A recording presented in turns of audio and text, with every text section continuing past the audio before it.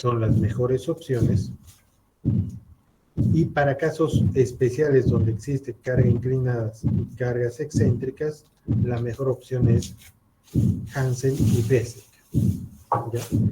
Pero un criterio muy común es realizar 2 o 3 de estos métodos y ver la variación de estos. Si los valores son muy dispersos, agarrar un promedio, o también el criterio del menor valor de carga admisible, porque eso garantizaría estar del lado de la seguridad para el diseño o construcción de estas estructuras.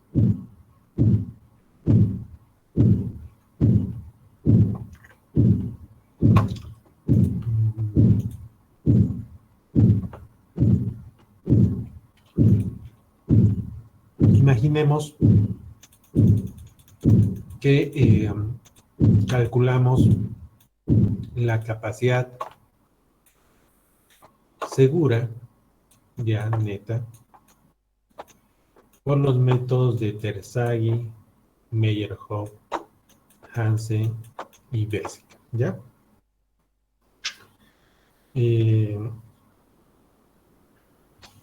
Digamos, están por los valores de los 120 kilopascales. El valor ronda por los 135 kilopascales. Hansen 132 y Bessek por los 128. Como pueden ver, los valores son bastante cercanos, ¿no? Con una diferencia entre el máximo y el mínimo de 15 kilopascales. ¿Ya? Entonces,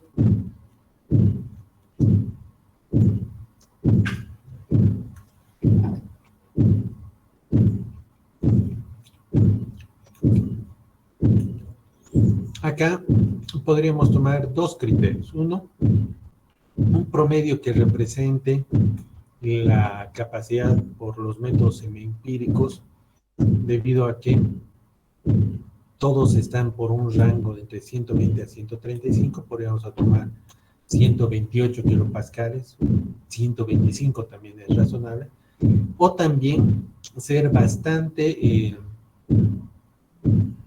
del lado de la seguridad y tomar el valor de 120 kilopascales, ¿no? Al asumir el menor valor de todos estos, estamos cumpliendo con los 4 métodos semiempíricos, ¿no? Con los 4 métodos de cálculo de estimación de la capacidad última dividido entre el factor de seguridad, ¿no? Entonces, al asumir el menor valor o el promedio, estamos en un criterio razonable, ¿ya? Otra situación sería si en otra situación calculáramos y el Terzaghi nos saldría 100 kilopascales, Meyerhoff sale 70 kilopascales, Hansen 135 y Bessek 120, ¿ya? No podría suceder algo así, pero vamos a pensar que los cálculos saldrían así, debido a que tanto Hansen, Meyerhoff, Bessek y Meyerhoff y Terzaghi parten de una misma ecuación y parten de las mismas oposiciones, y los estudios que se han hecho son utilizan los mismos datos, pero pensemos que en una situación existe discrepancia entre métodos de cálculo, ¿ya? Existe discrepancia. Hay un gran rango de 65 kilopascales entre el menor valor y el máximo valor, ¿no? Es un gran rango, es casi el 50% de diferencia, ¿no? El doble, casi el doble. Entonces aquí habría que revisar estos valores límites para ver si realmente no hemos cometido un error de cálculo.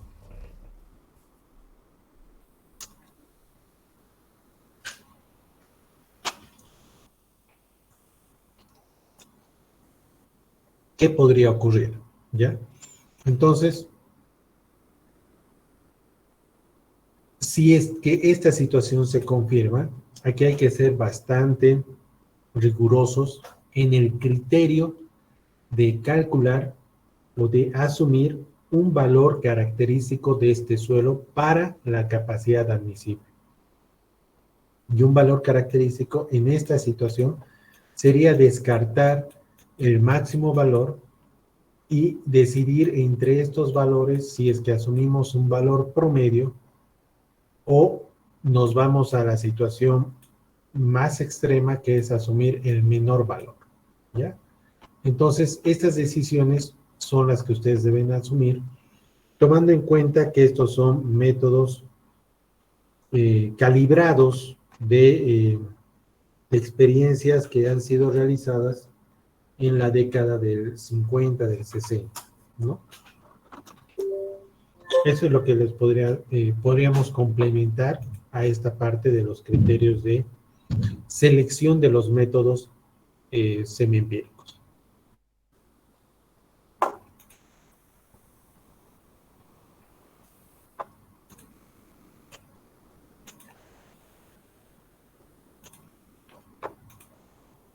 Vamos a ver ahora la última parte de este capítulo, que es la capacidad de suelo en suelo estratificado. Hasta ahora,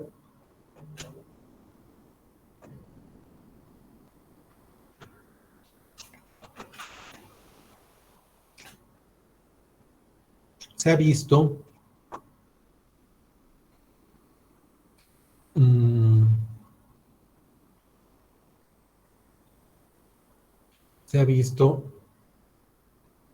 los métodos aplicados en suelos uniformes, es decir, que por debajo de la fundación el suelo tenga un solo peso unitario y unos parámetros de resistencias característicos del suelo definidos como un solo suelo.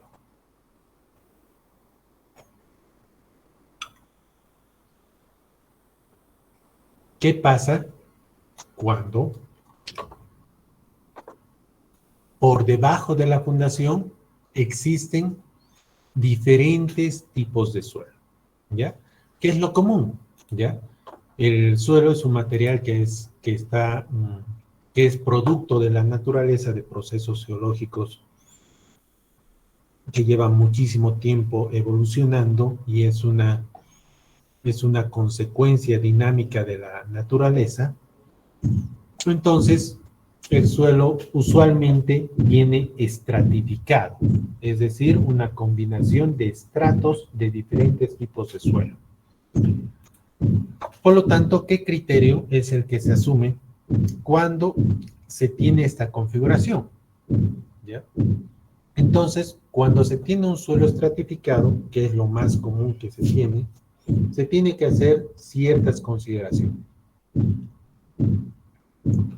Bowles dice que, según Bowles, un depósito de suelo en el cual se emplaza una fundación se considera estratificado cuando el espesor del estrato superior de 1 es menor que la profundidad H.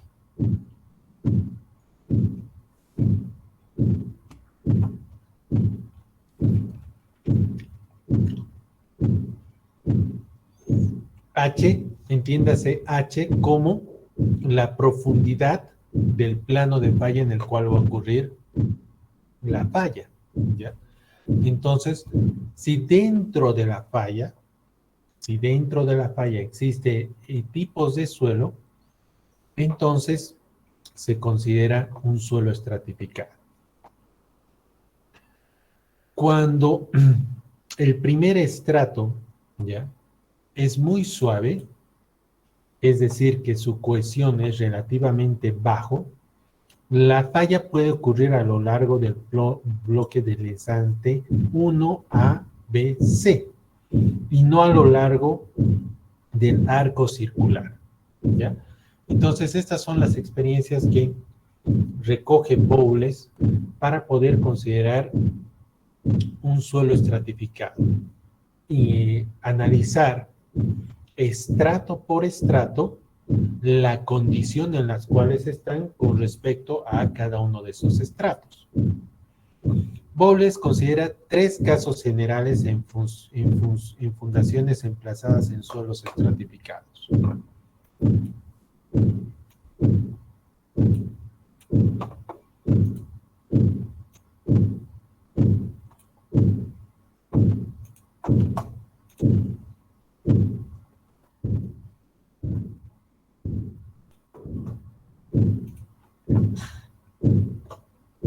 Caso 1. La fundación está emplazada en arcillas. ¿Ya? Este es el caso, vamos a decir, común en Cochabamba, ¿ya? Debido a que Cochabamba está en un suelo predominantemente arcilloso en el centro de la ciudad.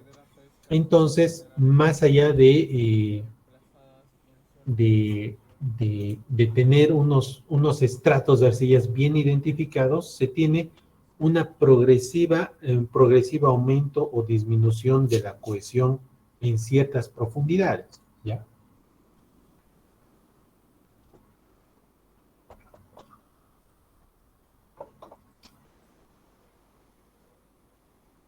Pero en muchas zonas cercanas a la ciudad, en la Blanco Galindo, ya la experiencia del puente de la Beijing se vio que el suelo es arcilloso, ¿ya? Una combinación de arcillas. Entonces, básicamente, todo el estrato puede ser considerado como un suelo cohesivo, por lo tanto, la condición crítica es, el cálculo de la condición crítica es una condición no drenada, ¿ya? Entonces, el ángulo de fricción se asume 0 para poder considerar la condición no drenada del suelo. Dentro del caso 1 existen dos alternativas. Un estrato superior menos fuerte que el estrato inferior, ¿ya? O estratos inferiores o estratos menos fuertes cohesivamente hablando, ¿no? O sea, la cohesión no drenada menos fuerte que los estratos inferiores, y una cohesión, y el otro caso, que es un estrato superior más fuerte que el estrato inferior.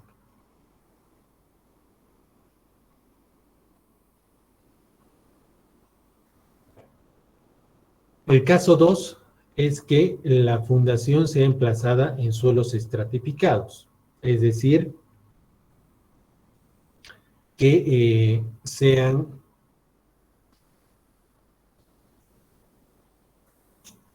que tengan cohesión y ángulo de fricción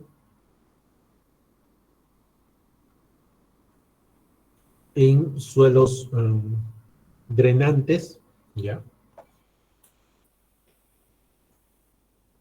Es decir, arena, grava, arena, o limos, donde la condición sea una condición drenada. Y para el mismo caso, se asume los siguientes dos subcasos, que es cuando el estrato superior es menos fuerte que el estrato inferior y el estrato superior es más fuerte que el estrato inferior.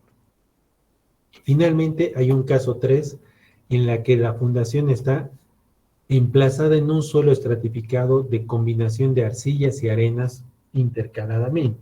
Una arena descansando sobre una arcilla o una arcilla descansando sobre una arena. ¿Ya?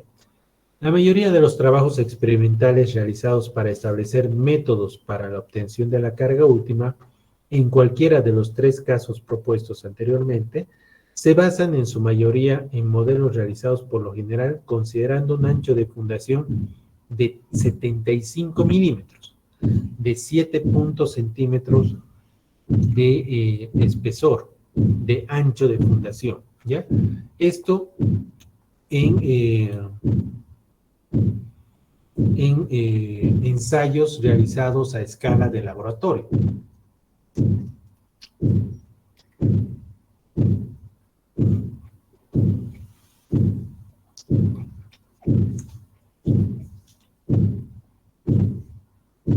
otra parte, existen varios métodos analíticos, habiendo sido el primero propuesto por Bouton en el 53, hace 60 años, 70 años, quien utilizó un arco circular para encontrar un valor mínimo aproximado, el cual fue un NC de igual a 5.5 menor a 2 veces pi, para todos los círculos de pruebas para el estrato superior.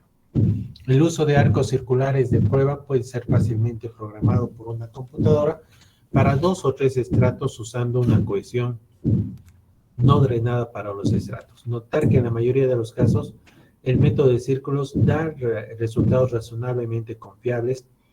Sin embargo, se sugiere que el método de arcos circulares se encuentre limitados a casos donde la razón de las resistencias, la relación entre la cohesión no drenada del estrato 2 sobre la cohesión no drenada del estrato 1, esté en un rango de 0,6 a 1.3. Ya son experiencias de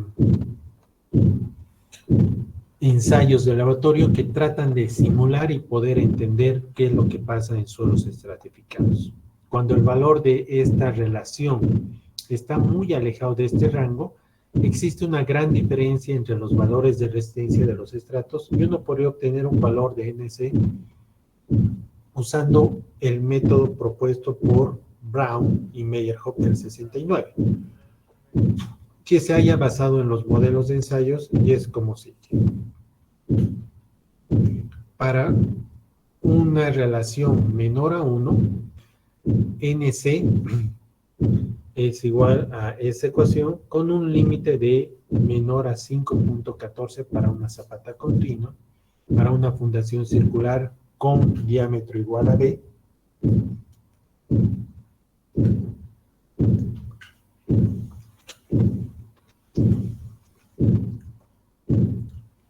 se tiene esta ecuación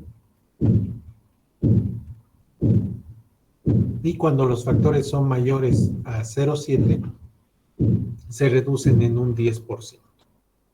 Cuando los valores son mayores a 1, los factores se calculan como sigue. Ya, estos factores de NC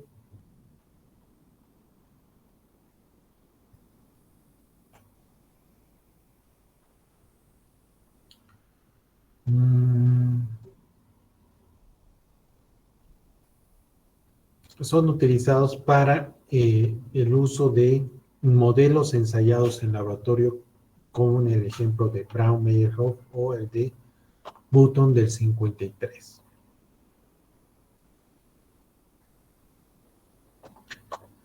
Para el caso en el cual la relación sea mayor a 1, se debe calcular tanto los factores de N1 del estrato 1 como del N2 del estrato 2 mediante 2 de las 4 ecuaciones anteriormente presentadas. Es decir, que si es una zapata continua, es una zapata circular.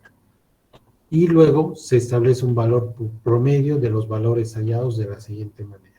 A través de las ecuaciones anteriores puede obtenerse valores típicos de NC y dichos valores son presentados en la tabla 3.20, debiendo ser los mismos utilizados como el factor NC de cualquiera de las ecuaciones correspondientes a los métodos desarrollados en el presente capítulo. Entonces, estos valores NC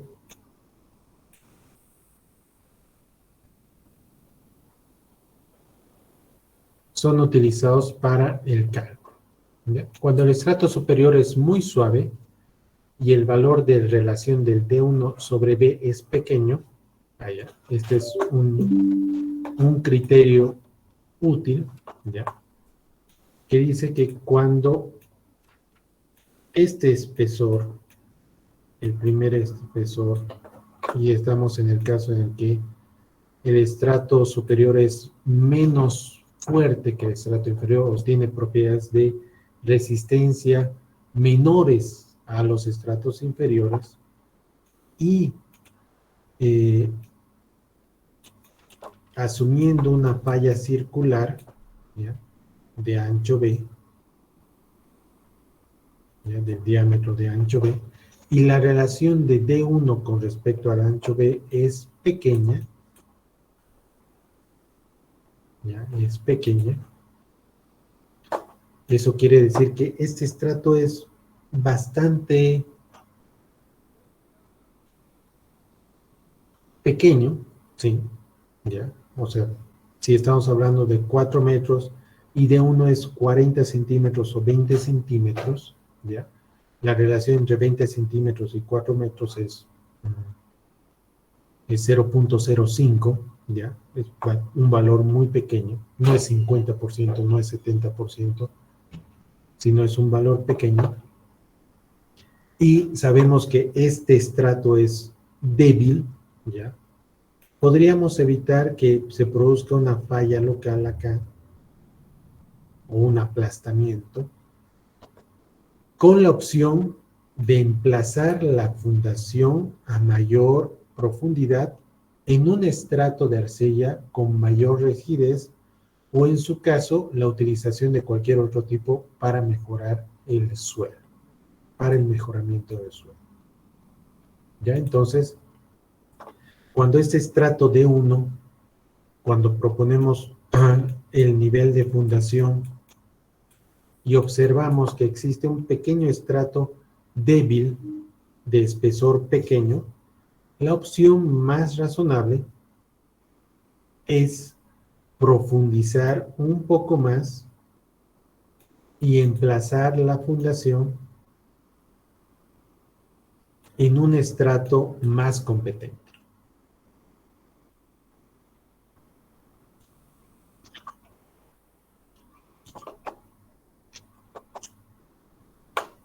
Así se evitaría entrar en estos casos y calcular una capacidad estratificada tomando en cuenta que un pequeño estrato tiene tiene parámetros menos fuertes que estratos inferiores.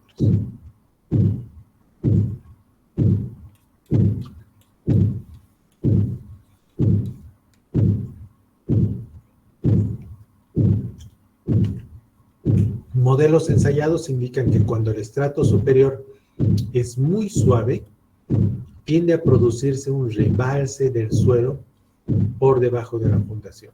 Al contrario, cuando el estrato superior es rígido, tiende a producirse el punzonamiento de la cuña originada de este al interior del estrato inferior de menos rigidez. ¿Ya? Entonces, en este caso, cuando se mantiene esto, se produce un rebalse del suelo. El estrato es de espesor tan pequeño que se produce un movimiento lateral y se produce un rebalse. ¿Ya? Entonces, hay que evitar estas situaciones que son fácilmente identificables y la solución es práctica, es bastante práctica. Y a partir de las consideraciones de Bowles, afirma que es posible verificar si se produce un rebalse debajo de la fundación o el respectivo funcionamiento de la cuña en el estrato inferior. Esta verificación se realiza tomando en cuenta la solución de borde inferior determinada en el apartado 324, es decir, que la carga última es mayor al Q asterisco más 4 veces la cohesión del primer estrato. Sí, esta inecuación se cumple. Es probable que el suelo rebalse por debajo de la fundación. Por lo tanto,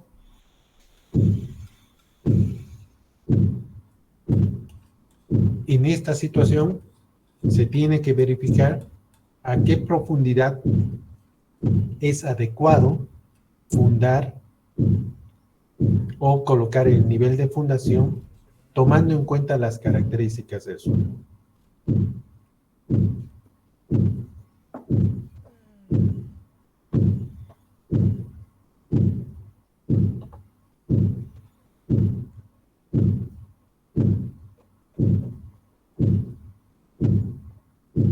Bowles sugiere para suelos con cohesión y ángulo de fricción con una combinación de suelos drenantes, como ser arenas, gravas, limos, ¿ya? arenas, gravas, limos, se tiene que realizar de la siguiente manera. Calcular una profundidad H utilizando el valor de ángulo de fricción del estrato superior. Esta profundidad H es la representativa de qué estratos van a estar involucrados en el plano de falla a ser considerado. Si H es mayor al primer espesor, determinar el valor del ángulo de fricción modificado a través de la siguiente ecuación, que es un ángulo de fricción modificado tomando en cuenta los espesores de los estratos. Este procedimiento puede ser extendido para cualquier número de estratos, pudiendo utilizarse una ponderación, ¿ya? Aquí hay que tomar en cuenta que los espesores, ¿ya? D1, D2, D3, se utilizan acá, ¿ya? Y realizar un cálculo similar con el valor de la cohesión efectiva. Utilizar cualquiera de las ecuaciones de capacidad de apoyo desarrollados para la determinación de Q último, Muchas gracias. Hansen y Bessick, de acuerdo a los criterios de selección que hemos visto anteriormente. Para este cálculo deben ser utilizados los valores modificados de cohesión y ángulo de fricción modificados. Esta ecuación debe ser, puede ser modificada tomando en cuenta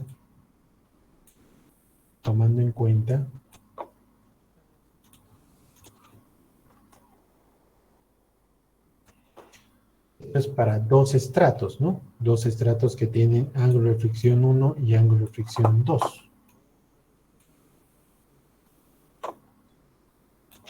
El ángulo de fricción modificado para tres estratos debería ser D1 por el ángulo de fricción 1 más H menos D1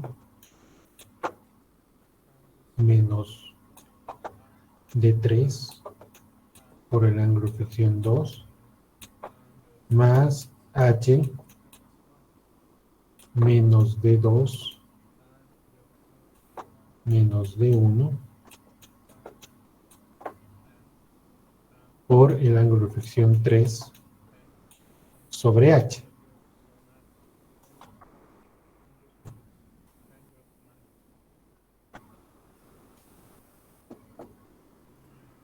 Esa es la ecuación modificada del ángulo de fricción para tres estratos. ¿Se entiende esta derivación?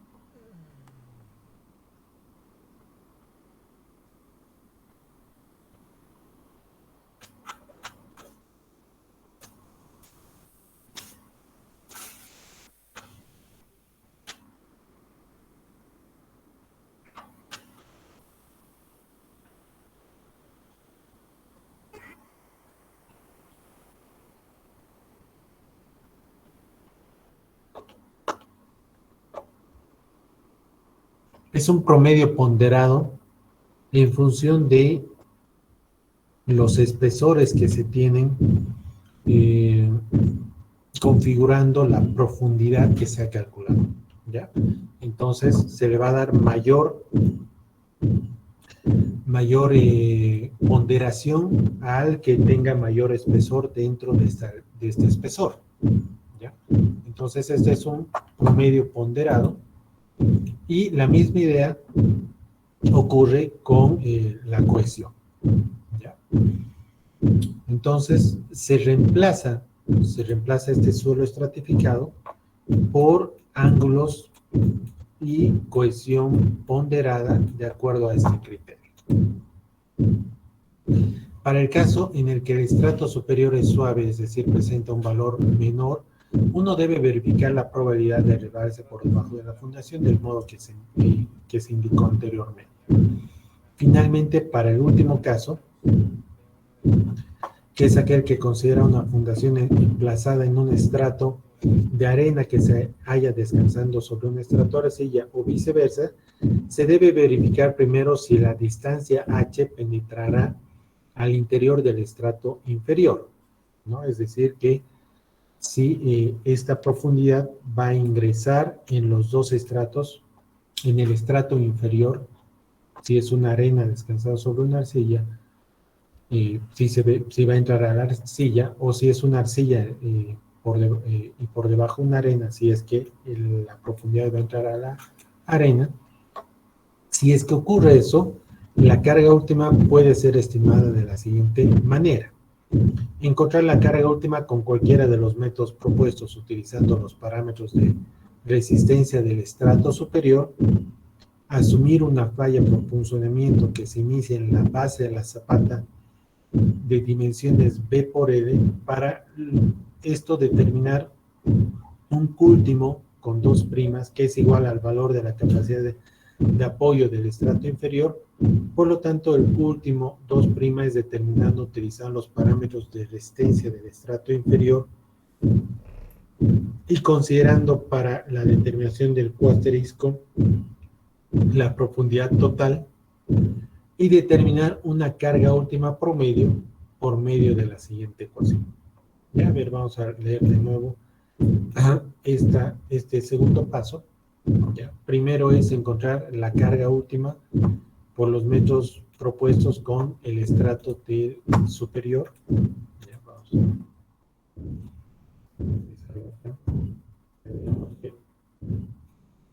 hemos emplazado acá.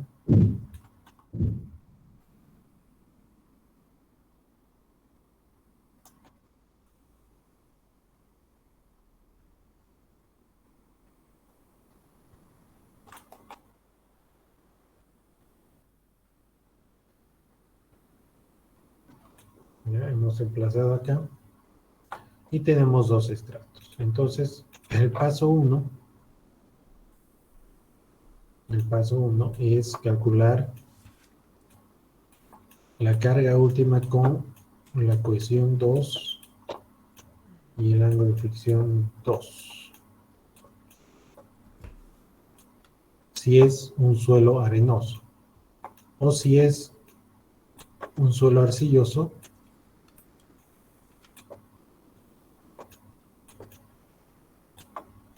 con la cohesión última 2 y el ángulo de fricción que corresponde en la condición no drenada 0. ¿Ya? Entonces se calcula asumiendo que todo el perfil es el estrato que tiene las propiedades de la cohesión 2. Luego, asumir una falla por punzonamiento. Para determinar esto, primero se debe calcular un Q último 2, que es igual al valor de la capacidad de apoyo del estrato inferior.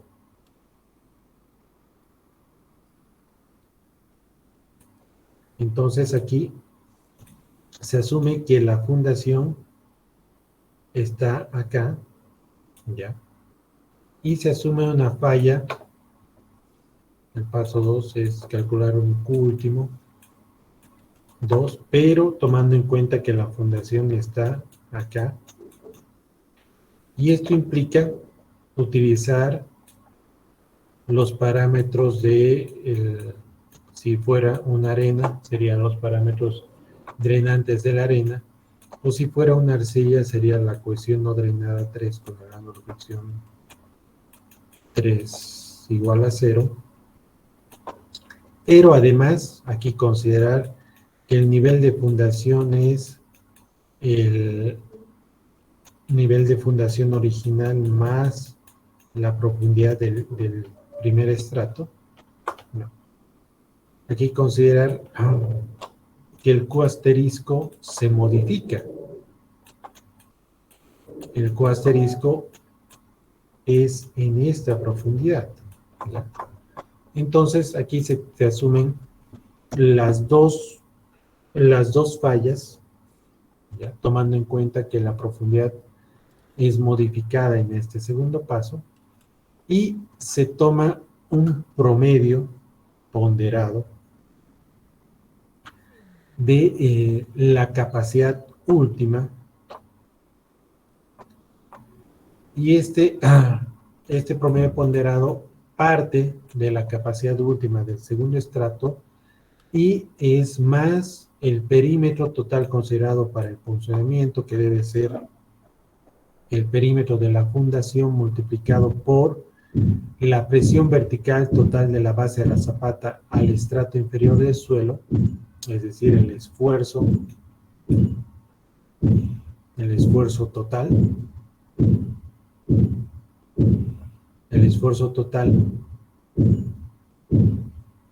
vertical inicial hasta la base de la fundación en el estrato inferior, es decir, hasta esta profundidad, multiplicado por un coeficiente de presión lateral que se asume como el Kp de tangente al cuadrado de 45 más el ángulo de fricción entre 2.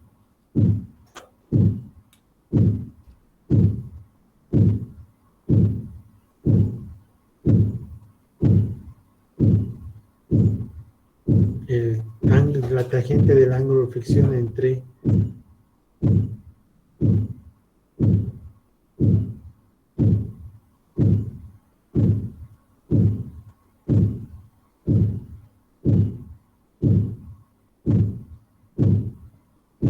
y dividido entre área, ¿ya? P de C1, que es la cohesión, el perímetro expresado por fuerza, P es el perímetro, D1 es el espesor del primer estrato y C es la cohesión, expresado como una fuerza. Y el área, y este valor debe ser comparado con la capacidad última que ha sido calculado en el primer paso.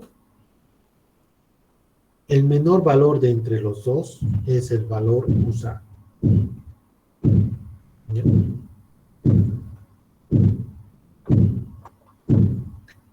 Bowles en 1988, según Bowles, en la práctica no se presentan a menudo casos en los que los 2 a 3 estratos de arcilla existentes se hallen claramente delimitados. Es más, por lo general los estratos de arcilla se transforman gradualmente de un estrato duro de superficie sobreconsolidado a un estrato más suave. Sin embargo, existen excepciones dentro de las cuales se encuentran principalmente depósitos glaciales. Por tanto, cuando uno se encuentra con estratos de arcillas que no se hallen claramente delimitados, es aconsejable considerar a todos los estratos como uno solo y adoptar para este un valor de Q último representativo, correspondiente al valor más bajo de cohesión que se presenta a través de todos los estratos. Por otra parte, un estrato de arena descansando sobre un estrato de arcilla o viceversa se presentan de manera más común en la práctica y en este caso la estratigrafía se halla definida de menor manera. Para el caso de los suelos con cohesión y ángulo de fricción, con un número considerable de estratos de espesor delgado, los valores promedios de los parámetros de resistencia para la determinación de la capacidad de apoyo pueden ser calculados mediante las siguientes ecuaciones, como una cohesión y un ángulo de fricción ponderado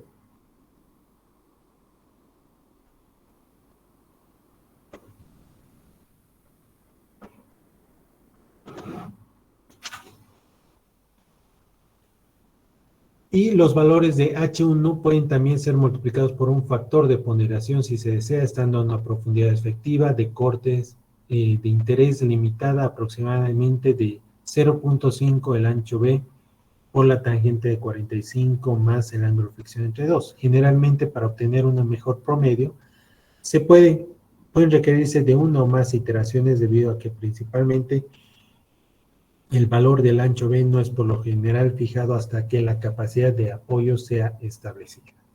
¿Ya?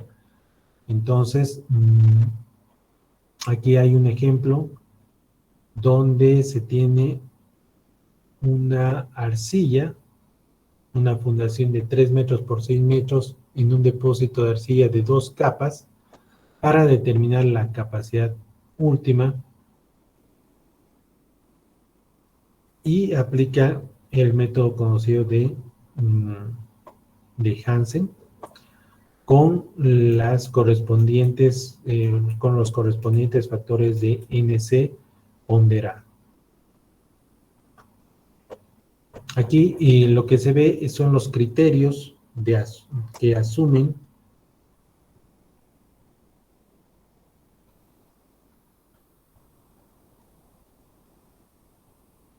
para este caso.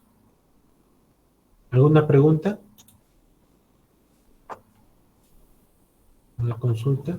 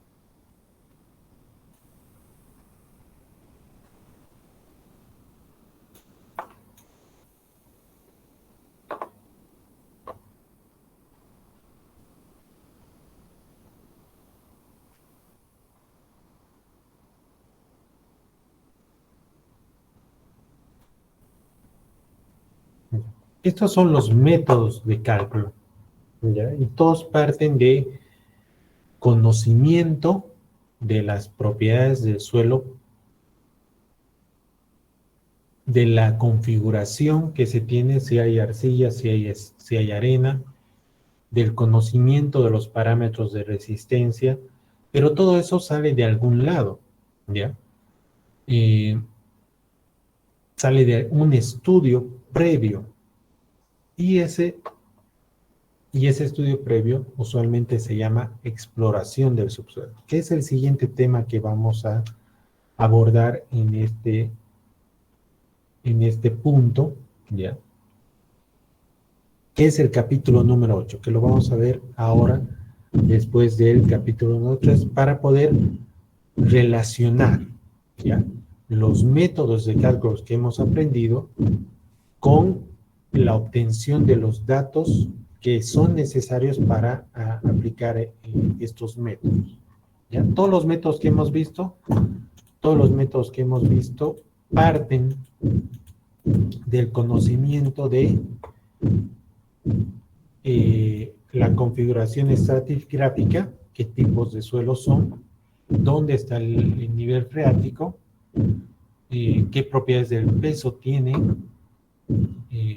además qué propiedades de cohesión y ángulo de fricción tiene, y si se tiene arcilla, se tiene que tener el conocimiento de las propiedades de consolidación de esa arcilla, y si se tiene arena para el tema de asentamiento, qué valores de módulo de elasticidad se tiene para poder valorar el asentamiento. Entonces, todos esos datos que se les ha proporcionado en los ejercicios salen de algún lado, se estiman de alguna forma, de alguna manera. Y el tema es cómo valorar esos parámetros, cómo obtenerlos del suelo, ¿ya? Y para eso se hace un estudio de exploración del subsuelo, para poder saber qué propiedades, qué parámetros son los que se van a utilizar en el diseño. La exploración del subsuelo es definido como el proceso mediante el cual se recoge toda la información relevante de un sitio en el que se propone a futuro la construcción de cualquier proyecto de ingeniería. La investigación del terreno debe involucrar también la adquisición de información acerca de las condiciones que se presentan en los alrededores del sitio de estudio. La investigación del sitio es una tarea muy importante debido a que, a diferencia de los demás materiales usados en la construcción de estructuras de ingeniería, el suelo presenta propiedades que varían sustancialmente de un lugar a otro. Simons indica los siguientes objetivos de la exploración del subsuelo, que varían según los fines del proyecto, pero de modo general se pueden hablar de estos objetivos, ¿ya? Toda obra de ingeniería civil puede tener estos objetivos comunes para la exploración del subsuelo. Estimar la disponibilidad general del sitio y sus alrededores. Permitir la preparación de un diseño adecuado y económico, incluyendo el diseño de trabajos temporales, técnicas de mejoramiento del terreno y control del nivel freático. Información necesaria para determinar el tipo de fundación requerido.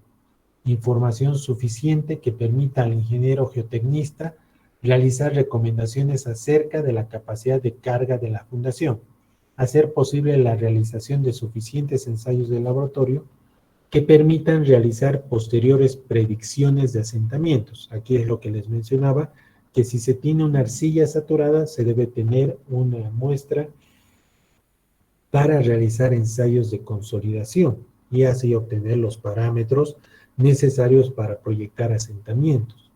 Si es una arena, tener el valor estimado del módulo de elasticidad. Determinar la posición del nivel freático. Para ciertos proyectos es necesario conocer las variaciones del nivel freático. Estas variaciones pueden ser determinadas a través de la instalación de piezómetros o pozos de monitoreo. Establecer métodos de construcción para condiciones cambiantes del subsuelo. Información para la identificación de posibles problemas que puedan presentarse durante la construcción. Identificación de problemas potenciales, asentamientos, grietas o cualquier otro tipo de daño en construcciones adyacentes.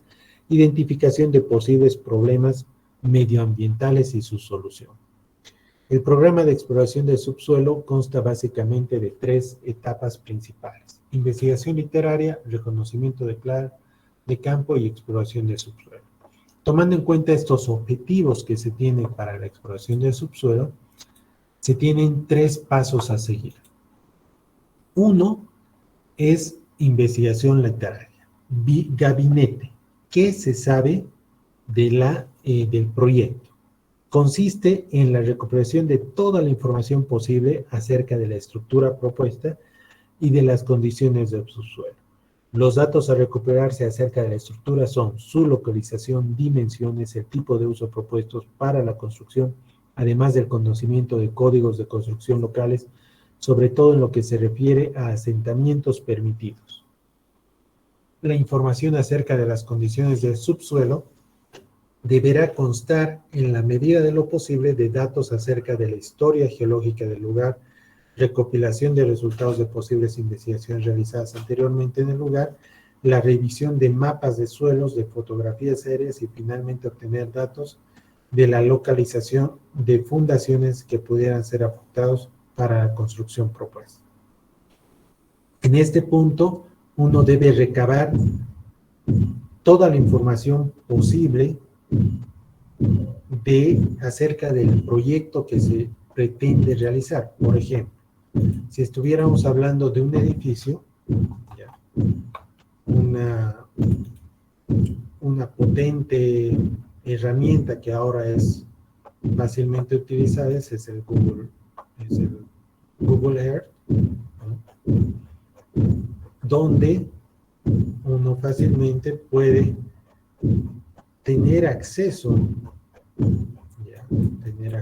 digamos, si nuestro proyecto está emplazado,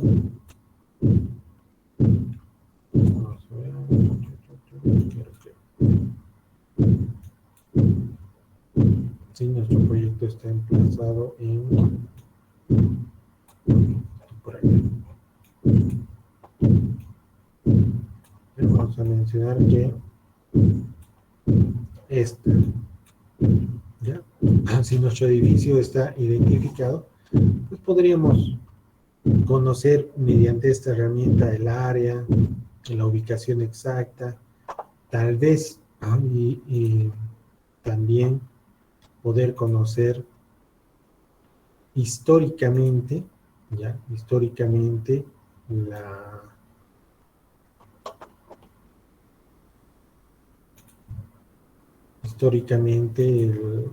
la configuración, ¿no? De esta zona, ¿no? O este emplazamiento, digamos. Históricamente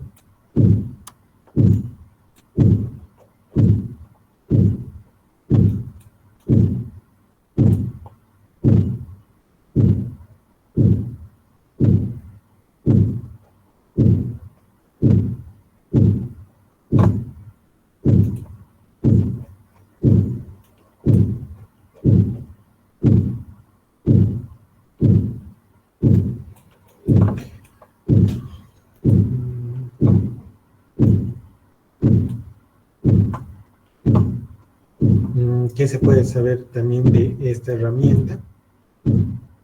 Se puede saber la ubicación, se puede sacar datos topográficos, ¿no? Datos topográficos históricos. Y en cuanto a edificios, mucho no es tanto la información, pero para puentes sí es útil, ¿no? Digamos, acá se puede observar cuánto ha sido el cauce del río Rocha en la zona donde ahorita está construido el paso a desnivel de la Quintanilla, ¿no? Entonces acá se puede ver que históricamente el cauce del río ha sido siempre así. Y aquí se puede ver que ya en el 2004, 2005, 2010 ya existía esta estructura. Seguramente ahorita si podemos ver es el paso a desnivel de Quintanilla, ¿no? Entonces, esta información es accesible y nos puede dar una idea de la información que requeramos, ¿no? Como su localización, dimensiones.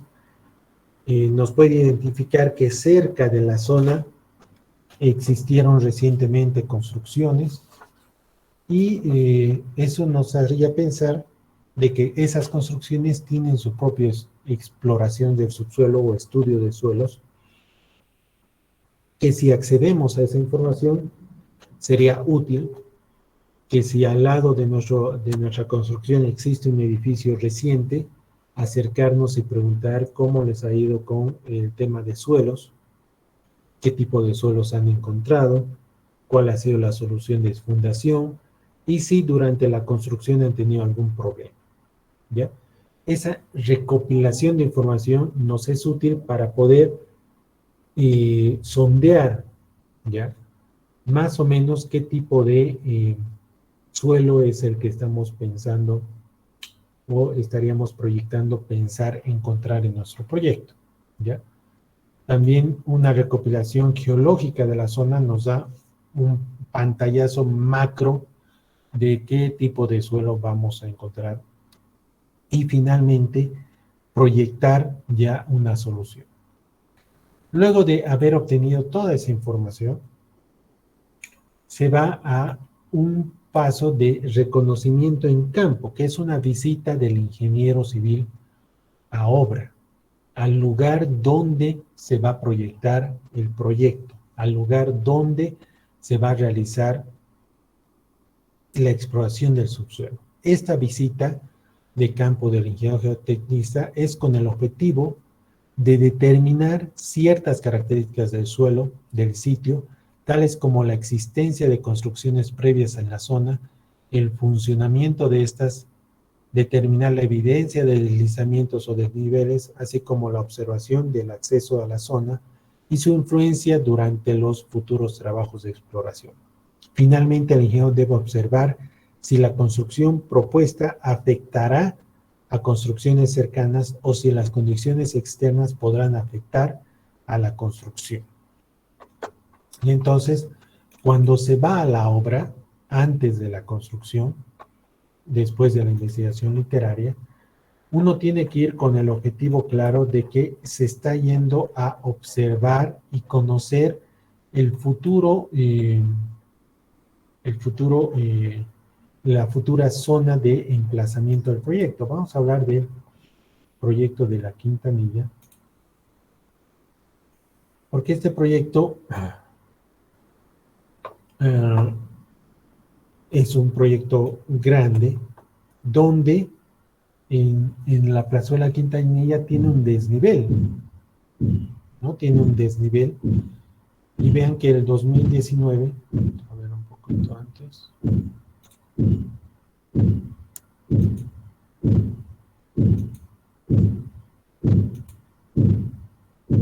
aquí está, el 2018 ya, se empezó con la construcción de este desnivel, que es un acceso de sur a norte, de un desnivel que empieza en la rotonda Quintanilla y da un acceso directo a la avenida del Ejército, ¿ya? Entonces, antes de esta construcción,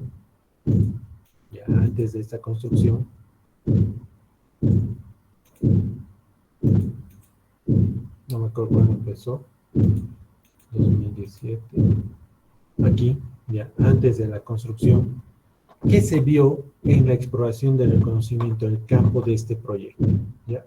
Se vio que ciertamente aquí hay una gran afluencia de vehículos, entonces se vio que aquí debían cortar el tráfico, hacer un montón de desvíos, ¿no? Pero principalmente que la excavación, que iba a ser 4,5 metros, 5 metros por debajo del suelo, posiblemente afecte a este edificio. ¿Por qué posiblemente? Porque la excavación estaba cercana a este edificio, que es un edificio emblemático de los tiempos, ¿no? Característico de Cochabamba.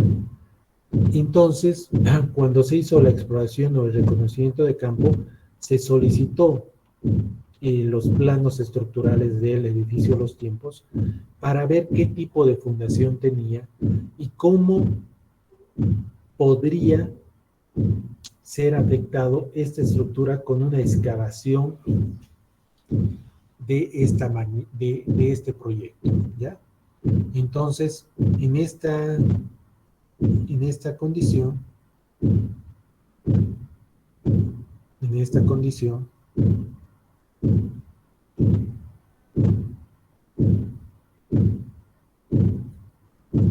es que se planteó realizar estudios específicos para poder plantear la excavación controlada, tomando en cuenta la posible afectación de este edificio que está cercano a nuestro proyecto.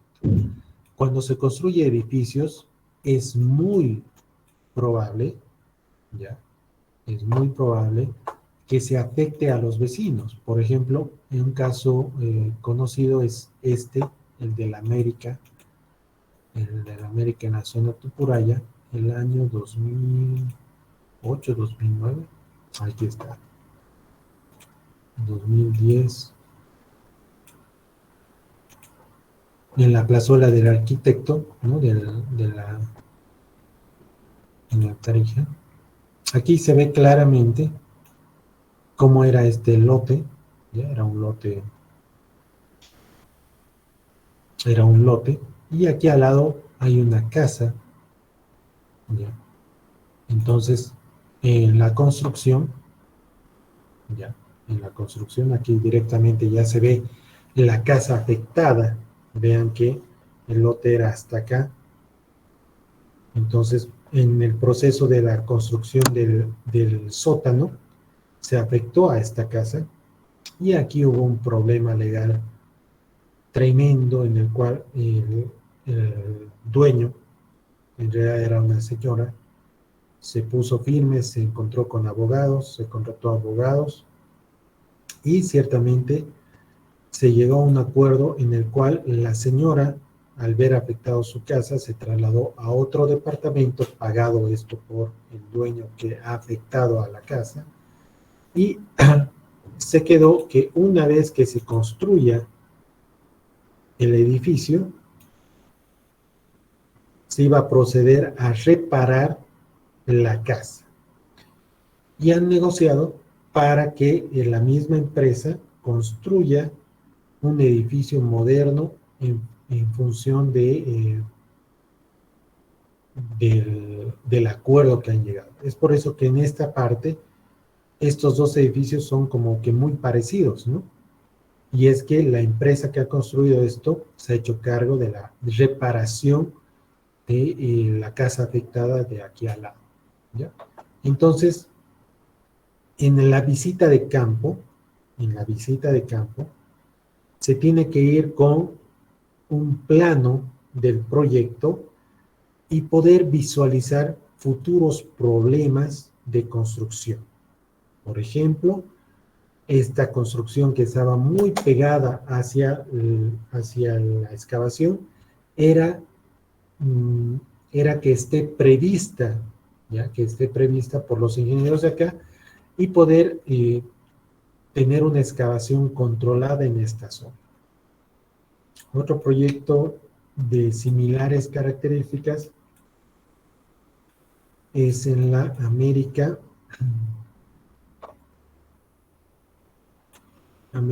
y Melchor, sería acá.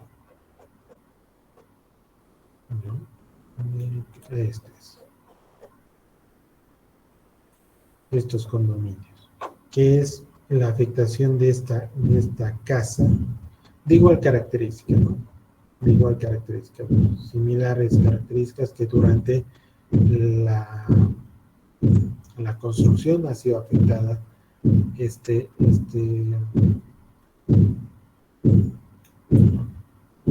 punto. Luego,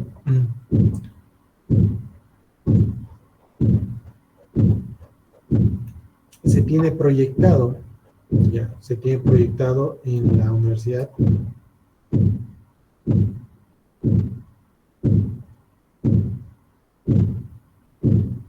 miren qué interesante.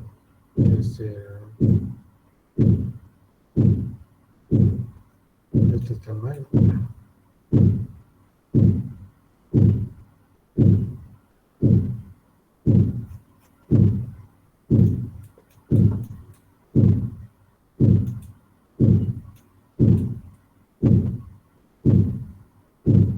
No, bueno, es el bloque de académico, ¿no? Donde se pasan clases. Se tiene proyectado un proyecto similar a este, pero en esta zona, ¿no? Entonces, cuando uno viene a visitar esta zona, uno se encuentra cosas que en el plano no están. Por ejemplo, la presencia de estas construcciones, el acceso, la presencia de árboles, que obviamente para construir se tienen que talar, pero en Cochabamba existe una ley de protección a un árbol muy particular que es el molle. Y si existieran molles en esta zona, pues estaríamos en un problema legal, como es el caso del proyecto Quintanilla también, ¿no? Que ha sido conocido por la afectación de algunos molles que estaban ahí y su condición de traslado, ya su condición de traslado a un nuevo lugar, un trato muy especial para lo que es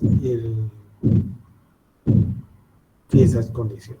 Finalmente, cuando uno pasa esa etapa de ir, reconocer el campo, observar y proyectar futuros problemas, prevenir futuros problemas, se tiene la exploración del subsuelo en sí mismo. Esta exploración del subsuelo son actividades que están enfocadas a determinar el perfil de suelo y sus propiedades. Usualmente son perforaciones, muestreos y ensayos de campo que se realizan para determinar las características del subsuelo. Y de eso trata este capítulo. Para el día de mañana, estudien el restante del capítulo porque vamos a ir viendo las características que se necesitan para desarrollar la exploración del subsuelo. ¿Alguna pregunta?